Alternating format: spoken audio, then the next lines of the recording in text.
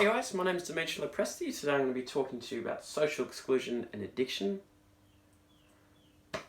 In this presentation I'll be defining both determinants, linking the two, addressing the key facts and addressing the health impacts they have on an individual.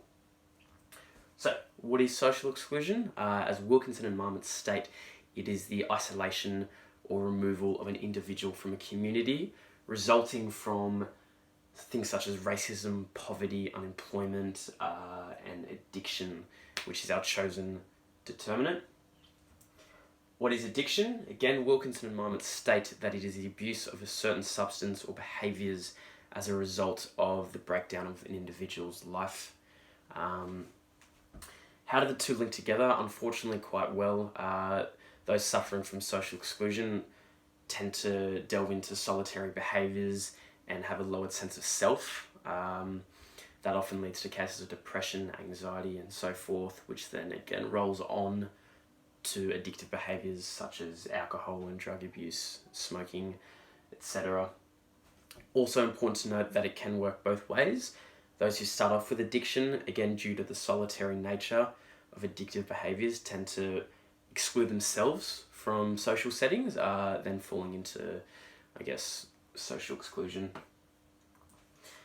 So, socio-exclusion is a result, as we know, of racism, high CBD areas where there's a big gap in socioeconomic status. Those at the lower end of that spectrum tend to get removed, unfortunately, from mainstream society, leading to social exclusion, which also leads to unemployment, again linking to mental health and addiction.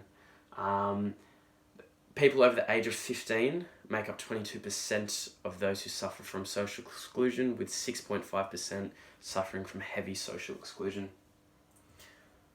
So those who are most likely to fall into social exclusion, there's an ageing population, immigrants, the Indigenous community. So you look at kind of rural Australia, they're not kind of coinciding with mainstream society, unfortunately. The unemployed and the homeless, obviously you see homeless people on the street, they tend to not get much respect from most people. And those with disabilities, whether it be physical or mental. So I guess the key health impacts of social exclusion are mental. So the most profound ones would be depression, anxiety. When you have a lack of social support and social networking, you don't have that basis of support to maintain a stable mental state, mental well-being. That is where it very much links to addiction. When you're in that lowered sense of self, you tend to fall into addictive behaviours. Other health impacts are physical. So when you're suffering from social exclusion, you tend to not partake in physical activity as much as you should, especially social sports.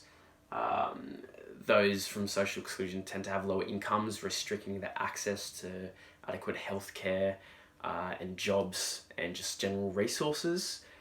And then again from there, the health impacts of addiction, whether it be drugs, smoking, alcohol. According to Australia's Health, a vast array of respiratory diseases, coronary heart diseases, mental illness, all of that.